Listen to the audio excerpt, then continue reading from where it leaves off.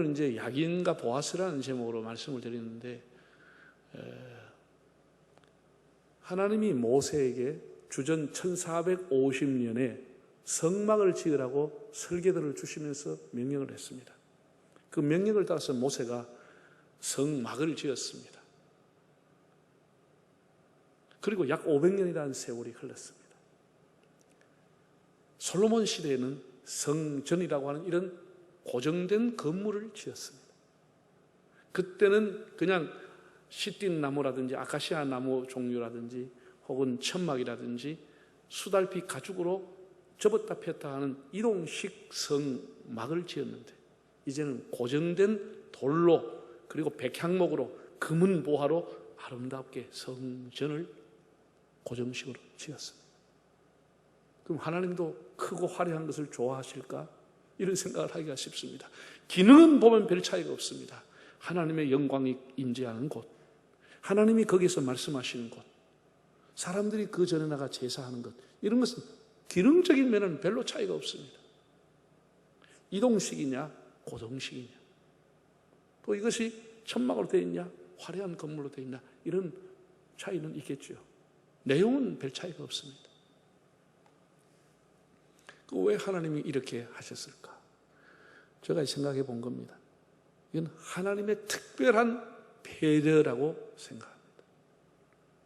모세 시대의 광야 생활을 지날 때는 접었다 폈다 어디에서 어떻게 될지 정착하지 못하고 유랑방황했습니다. 유리방황했습니다. 이제는 가나안 땅에 들어가서 땅이 분배가 되고 지파별로 정착을 하게 된 거예요. 대를 이어서 농사를 짓고 대를 이어서 좋은 집을 짓고 살아가면서 사람들의 양심이, 하나님의 집이 저렇게 천막 속에 있어도 되겠느냐, 그 하나님의 성막을 볼 때마다 사람들의 양심이 가책을 받게 되는 거예요. 우리는 이렇게 좋은 집에 사는데 하나님 집 저리 가도 되겠느냐, 그런 생각이 들겠어요, 안 들겠어요? 당연히 들게 된 것이죠. 그래서 성막에서 성전으로 가는 것은 하나님이 사람의 마음을 알고 배려해 주신 것이다. 저는 이렇게 보고 있습니다. 하나님이 사람의 그 심정을 알고, 그래, 그러면 이제 너희들이 정착하고 사니까 고정된 건물을 지어라. 하나님의 배려라고 봅니다. 이 성전이라는 게 하나님의 배려입니다. 건물이라는 게. 또 그런가 하면 우리가 또 한편은 이렇게 생각을 하는 겁니다. 여러분, 이스라엘 역사 중에 가장 중흥했던 시절, 가장 부국 강병했던 시절이 다윗과 솔로몬 시대입니다. 그때가 지도와 영토를 보면 가장 넓게 확장이 됐습니다. 심지어 이집트라고 하는 그 대제국인 이집트도 솔로몬과의 관계를 맺기 위해서 자기 딸을, 바로의 딸을 정략적으로 솔로몬의 아내로 주었습니다. 그렇게 할 만큼 다윗과 솔로몬 시대에 부강했고 많은 주변의 나라가 조공을 갖다 바쳤습니다. 그런 시절이 없었죠. 조공을 갖다 바쳤습니다. 심지어 저 아프리카 시바라고 하는 곳에서 여왕이 금은 보화를 싣고 와서 솔로몬을 알련하기를 원했던 겁니다. 그러니까 외국의 수많은 외국의 사람들이 예루살렘을 뻔질나게 드나들고 인사하러 왔는데, 이스라엘 사람이 섬기는 신이 있는 성전이라고 하는 것이 너무 초라하게 된 거예요. 너무 초라하게. 예? 그래서 버뜻한 전을 지어서 외국의 사신들이 볼 때마다, 이들이 섬기는 야훼 하나님이 너무나 훌륭한 분이구나, 너무나 대단한 신이구나, 우리도 돌아가서 야훼 하나님을 좀 섬길까, 우리도 신을 하나님으로 섬길까, 이런 생각이 자연스럽게 일어날 수 있게 되는 거죠. 사람들은 다 외모로 보는 것이니까. 그래서 하나님이 제사장 나라로 삼았고 이스라엘을 아브라함을 통해서 축복의 통로를 만들었기 때문에 외국의 많은 사신들이 와서 볼 때도, 정말 하나님 야훼라고 하는 신이 너무나 훌륭하고 대단하구나, 그런 것을 이제 보여주기를 이스라엘은 원했던 것입니다. 그래서 솔로몬 때에 하나님의 성전을 짓게 됩니다. 솔로몬이 7년 동안 온 힘을 기울여서 좋다고 하는 전부 재료는 다 가지고 와서 지었는데, 주전 959년에 솔로몬의 성전을 완공해서 헌당식을 하게 됩니다. 하나님 너무 기뻐가지고 하나님 이렇게 말했습니다. 내 눈과 내 마음이 항상 여기 있으리라.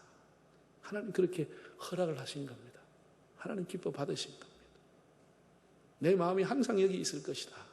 하나님 이렇게 말씀을 했습니다. 문제는 이제 솔로몬이 하나님 주신 그 놀라운 지혜와 능력을 가지고 하드웨어는 완성했는데 소프트웨어를 준비하지 못한 것이에요. 그 좋은 지혜를 가지고 율법을 연구해서 남겼다고 하면은 얼마나 그 율법이 삶에 더 세밀하게 적용될 수 있고 왜 하나님을 섬겨야 되는지를 알 수 있을 건데 솔로몬이 그 많은 것을 낭비하며 살게 된 것이죠. 물론 이제 전도서라든지 잠언 일부를 남기기는 했습니다만은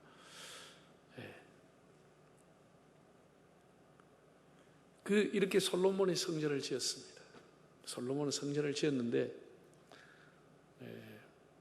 그 들어가는 입구에 2개의 기둥을 만들었어요. 기둥을 만들었어요. 여러분 일반적으로 기둥이라고 하는 것은 건물을 받쳐주는 역할을 합니다. 건물을 받치고 지붕을 받쳐주는 힘이 기둥에서 다 나오는 겁니다. 그런데 솔로몬이 세웠던 성전의 기둥은 건물을 받치는 기능이 아닙니다. 그냥 구조물, 상징적으로 2개를 만들어 놓은 겁니다. 위에 건물이 있는 게 아니고 상징적으로 입구에 2개를 만들어 놓았어요. 자, 한번 화면을 통해서 조감도를 보겠습니다. 이게 솔로몬이 만든 솔로몬의 성전입니다. 놋재단에 지나서 그리고 놋바닥, 큰 물이 담겨져 있는 놋바닥을 지나가지고 가면은 2개 큰 주기둥이 있는 겁니다. 하나는 야긴, 하나는 보아스라고 하는 2개의 기둥을 세워. 이 위에는 건축이 있지 않습니다. 하나의 구조물 여러분 해외 유럽 같은 데 가면 뭐 전쟁에 승리하는 승전탑, 개선탑, 혹은 무슨 오벨리스크 이런 거 그 당시에 그 큰 돌을 10m, 20m 가져와서 세워놨습니다. 그 위에 건물이 있는 게 아니고 그 자체가 구조물이고 상징물인 거예요. 이게 야긴과 보아스도 그런 의미로 세우는 겁니다. 그 뜻이 뭐냐? 야긴이 뭐라고요? 저가 세웠다. 보아스는 그에게 능력이 있다. 이 2가지 의미를 가지고 이름을 지은 것입니다. 그러니까 제사장들이 성전에 들어갈 때마다 하나님이 세우신 나라, 능력은 하나님께 있는 나라, 이것을 늘 고백을 하게 되는 것입니다. 이 2개의 기둥을 볼 때마다. 솔로몬 역시 여호와께서 집을 세우지 않으면 세우는 자의 수고가 헛것이라고 했습니다. 상식적으로는 건축을 받쳐야 하지만 그게 아니고 이 나라는 하나님이 세우신 나라고 하나님에게 능력이 나온다. 이것을 상징하는 의미에서 2 기둥을 세워놓은 겁니다. 지금도 교회 마찬가지입니다. 모든 교회는 하나님이 세우셨고 하나님으로부터 능력과 은혜가 나오는 것입니다. 우리가 이제 민주주의라고 하는 것이 우리나라 헌법에도 명시되어 있지만 모든 주권은 국민으로부터 나오는 겁니다. 국민이 선출해서 국민이 선거를 통해 사람을 세운다. 그 사람은 국민으로부터 세워지는 겁니다. 주권이 국민에게 있는 겁니다. 쉽게 말해 주인이 국민인 겁니다. 이렇게 이제 현대 또 소비 생활이 많다 보니까 백화점이나 뭐 이렇게 가면은 다 고객이 왕이다. 소비자가 최고다. 이런 마인드, 이런 마케팅 마인드 때문에 교회에 나오는 사람들조차도 교인이 왕이라고 생각하는 거예요. 너무나 잘못된 생각이에요. 교회는 목사도 왕이 아니고 교인도 왕이 아니고 하나님만이 왕인 것입니다. 주권 제민이 아니고 교회는 주권 제신, 하나님으로부터 주권이 나오는 겁니다. 하나님이 세우시고 모든 능력은 하나님으로부터 말미암는 것입니다. 이게 야긴과 보아스라고 하는 의미인 겁니다. 그런데 우리가 역사적으로 보면 매우 안타깝죠. 하나님 그렇게 기뻐하는 성전이었는데 시간이 가면서 정신이 퇴색하는 거예요. 성전을 세웠던 의미가 점점 희미해지고 사라지기 시작하는 거예요. 그래가지고 세상에 뭐 한 400년, 959년에 봉헌했으니까 한 400년 정도 지났을까? 주전 587년경 왔을 때는 완전히 성전에 대한 기능이 다 사라져 버린 것입니다. 아무리 하나님이 선지자를 보내서 돌아오라, 이스라엘아 내게로 돌아오라, 너희의 옷을 찢지 말고 마음을 찢고 내게로 돌아오라, 하나님 그렇게 많은 선지자를 보내 돌아오라 했지만 이스라엘은 돌아오지 않고 우상을 섬겼습니다. 그래서 하나님 결국은 주전 587년에 하나님의 성전을 버리시게 되는 겁니다. 야긴과 보아스를 버리게 되는 거예요. 내가 세우고 내가 능력을 주었지만 하나님을 떠나지 않을 때 하나님은 스스로 그 성전을 버렸습니다. 너무 가슴 아픈 얘기죠. 주전 587년에 바벨론에 갈대아 사람이라 이렇게 나오는데, 갈대아 사람이나 바벨론 사람이나 동일한 단어입니다. 갈대아 사람, 바벨론 사람들이 군대가 들어왔어. 예루살렘 성을 에워싸고 결국은 파괴하고 성전을 불태우고, 그렇게 야긴과 보아스 녹기둥, 어마어마한 10m 넘는 그 어마어마한 둘레가 5m 넘는 그 녹기둥을 다 부숴버렸습니다. 다 부숴버렸어요. 가슴 아픈 얘기죠. 한번 읽어보겠습니다. 열왕기하 25장 읽어볼까요? 갈대아 사람이 또 여호와의 성전의 두 녹기둥과 받침들과 여호와의 성전의 놋바다를 깨트려 그 놋을 바벨론으로 가져갔다. 기가 막힌 얘기입니다. 성전 불태우고 그 안에 있는 금딱지 다 떼가지고 가가고 그 상징물 구조물 세상의 야긴과 보아스, 둘레만 해도 5m가 넘는 것, 두 사람 세 사람이 서야 될 그 어마어마한 놋으로 만든 거 다 부숴가지고 화살촉을 만들기 위해서 바벨론을 가져가 버렸어요. 이런 역사적인 비극이 일어난 거예요. 왜? 능력이 하나님께 있다고 하는 것을 인정하지 않았을 때, 하나님이 이 나라를 세웠다고 하는 것을 인정하지 않았을 때 한순간에 하나님은 그걸 버리신 것입니다. 하나님은 방관하지 않고 역사의 주관자가 되시고 하나님의 뜻이 아닐 때는 버리시는 겁니다. 사울을 하나님이 세웠지만은 하나님의 뜻이 아닐 때는 사울을 버렸습니다. 온 가문을 다 버려버렸습니다. 거기에 쓸만한 자식들이 있었겠지만 사울의 씨앗을 하나님 다 버려버렸습니다. 이게 하나님 두려운 분입니다. 바로 이게 예루살렘을 파괴하고 성전을 야긴과 보아스 기둥을 다 부숴버렸던 바벨론의 왕인 느부갓네살이 얼마나 교만했는지, 세상은 내가 다 제패했다, 나를 이길 사람이 없다, 모든 나라를 정복하고 모든 왕들이 자기에게 조공을 드리고 하니까 이 사람이 얼마나 교만해서 하늘 끝까지 교만해진 거예요. 하나님 그냥 두겠어요? 한순간에 이 사람이 그 대단한 황제 폐하가 한순간에 떠나가게 됩니다. 한번 읽어보겠습니다. 다니엘서 4장 30절 읽어보겠습니다.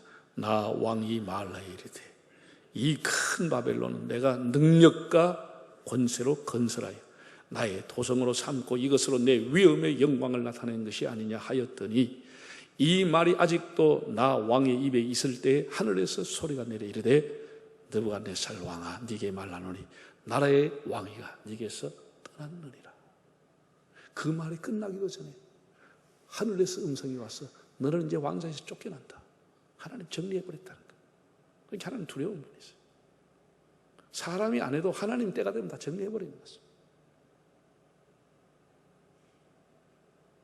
여러분, 그도 그럴만 하지요. 느부갓네살이 보통 사람이 아니죠. 대단한 황제였습니다.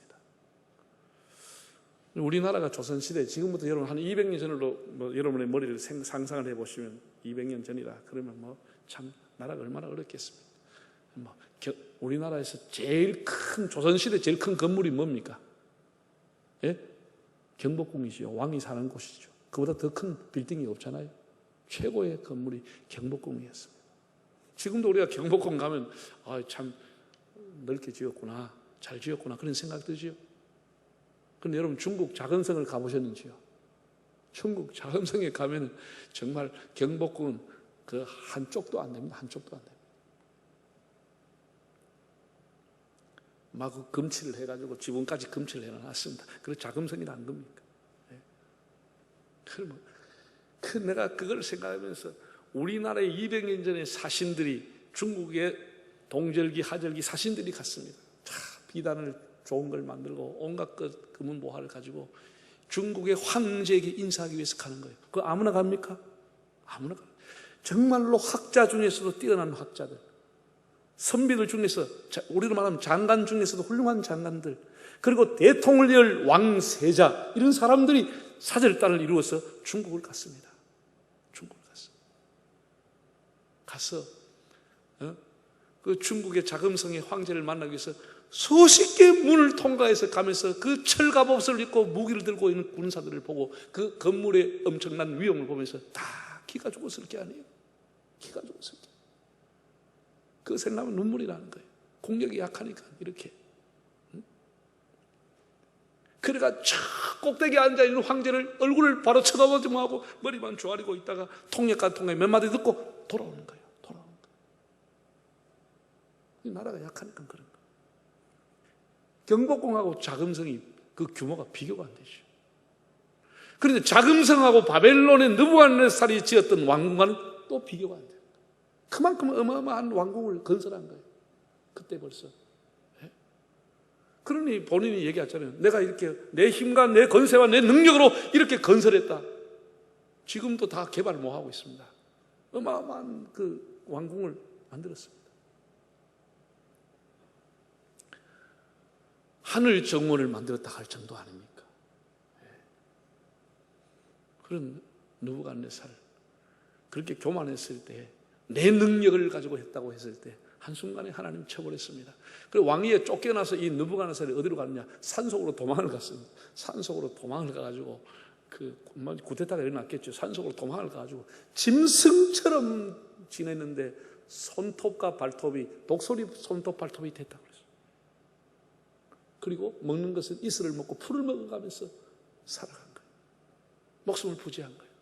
그리고 하나님이 그 교만의 때가, 거만의 때가 지나갔을 때 다시 왕위를 찾게 해주었습니다. 다시 구테타가 자연스럽게 진압이 되고 왕이 궁으로 들어왔는데, 들어와서 한 얘기입니다. 들어와서 무슨 얘기 했느냐? 그렇게 내가 다 건설했다고 했던 사람이 뭐라고 얘기했냐? 다니엘의 섬기는 하나님을 찬양하게 됩니다. 다니엘 4장을 한번 읽어보겠습니다. 그러므로 나 느부갓네살은 하늘의 왕을 찬양하며 칭송하며 경배하노니 그의 일이 다 진실하고 그의 행하심이 의로우심으로 교만하게 행하는 자를 그가 능히 낮추심이라. 본인이 이제 깨닫게 된 거예요. 내가 하늘의 왕 하나님을 찬양하며 경배하노라. 다니엘의 하나님을 섬기고 그를 경배하노라.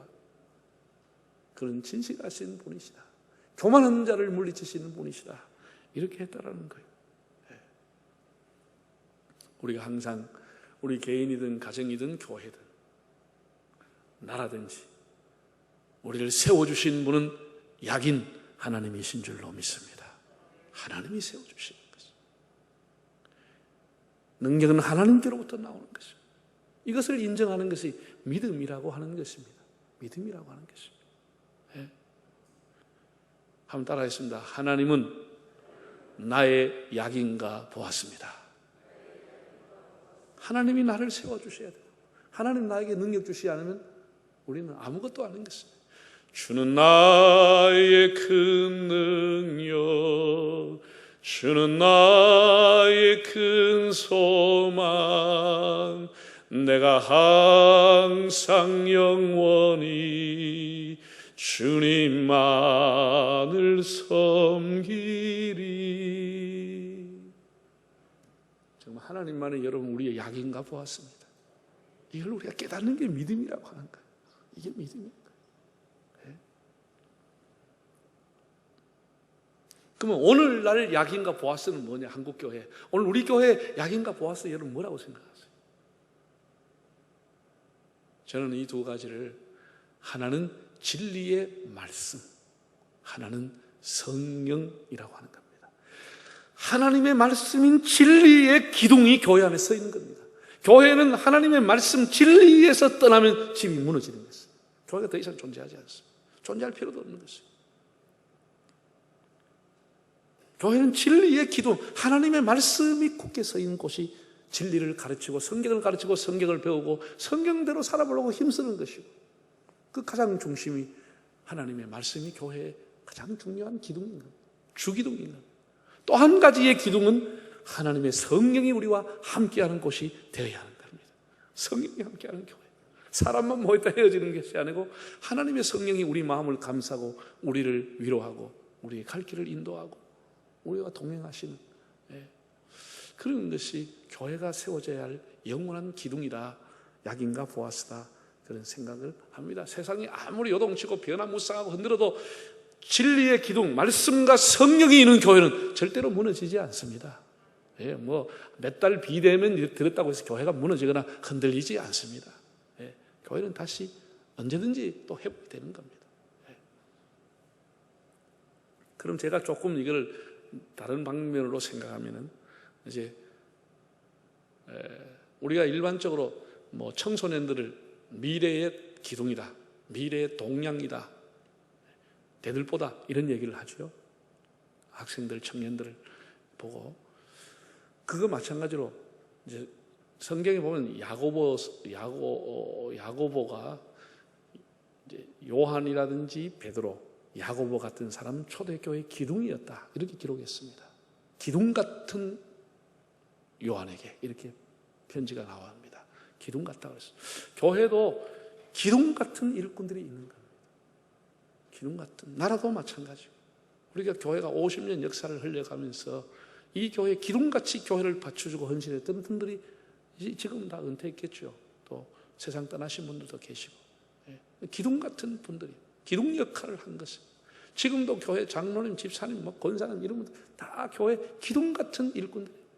이런 사람들이 교회를 위해 헌신하지 않으면 교회가 그냥 무너지는 것이죠. 교회가 무너지는 것이죠. 우리가 앞으로 이제 코로나 극복하고 이후에 더 많이 헌신해야 교회가 살아나게 되는 것이죠. 우리가 이제 교회를 리모델링 하면서 이제 교회 리모델링 이거 좌석을 좀 늘리고 이렇게 해도 되겠느냐, 이제 기초 작업했죠. 그래서 지하부터 전부 다 진단을 받았습니다. 진단을 받았는데 그 진단의 결과가 뭐냐, 기둥이 여전히 튼튼하다. 기둥을 조금 보강할 수 있는 보강하고 여전히 그 기둥을 중심으로 리모델링을 해도 좋겠다. 그런 판단이 나왔습니다. 전문가들이. 그래서 여러분 옛날 교회를 기억하실 분, 기억자로 네온 반듯한 직사각형 교회였잖아. 지금은 부채 꼴이니까 상상이 저도 잘 안 됩니다. 요거 본당의 기둥 3개를 저 없애볼까? 제가 생각을 해봤어요. 내 속으로만. 저거 없애면 어떻게 되겠어요? 저 중층이 세워지지 않습니다. 저게 있어야 중층 건물이 다 세워지는 겁니다. 이 기둥이라고 하는 것이 없으면 그 집이 또 무너져 버리는 것이죠. 무너져요. 우리 옛날에 과거에 아버지가 가장이지만은 가장의 역할을, 기둥의 역할을 뭐 할 때 엄마가 기둥 역할을 한 가정도 꽤나 많습니다. 엄마가 주기둥이 돼가지고 행상을 하고 참 어렵게 농사 짓고 해서 자식들 다 공부시켜 준 거예요. 아버지 맨날 돌아다니고 놀러 가고 술이나 채고 돌아다니고. 다 그런 건 아니겠지만 그런 가정도 꽤나 많아요. 보면 꽤나 많아요.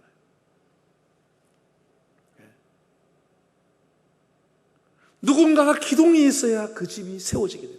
그 교회가 세워지게 돼요. 우리가 기둥의 역할을 했던 사람들도 기억하고, 또 지금 우리가 기둥 같은 일꾼이 되어야 되겠다는 결심도 해야 이 교회가 계속해서 건재할 수 있게 되는 겁니다. 누가 대신해 주는 게 아닙니다. 여러분들이 다 교회 학교에서 교사로, 찬양대로, 안내로, 방송실에서 곳곳에서 남녀정도에서 기둥 같은 일꾼들이 되시기를 바랍니다. 그리고 약인과 보아스, 하나님이 우리를 세워주시고 능력은 하나님께 있는 것이죠. 이것을 고백하면서 하나님을 섬기며 살아가는 우리 삶이 되시기를 바랍니다.